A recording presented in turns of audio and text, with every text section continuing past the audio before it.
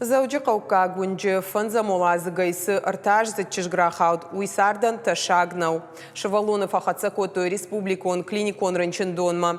Митхотакта министрада кутфекушен котой автомай шаби яраг дуканима асад чижитану вахта яхиштархойма. Шевалон юна гаягушты кубажа додья шынта гайрахыштыма бансой кота рузанджи хыжагыл автомай аттамарахаут. Бынатма аваштятай фахацашты полиса якта жбарак котой Уавар, а шахатма вахш, чижибахатса котой рынчындонма уажа уаварам. Когдарт байев той ешарыштаг амамахш. Хотаджи фадыл шармагон шкаршт басата котой прокуратурой. Провели противошоковые мероприятия, обследовали, провели КТ головного мозга. К счастью, головной мозг не пострадал.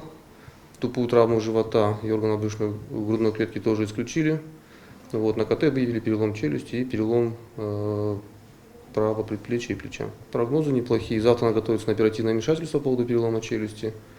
Состояние тяжелое, стабильное. На данный момент угрозы жизни нет.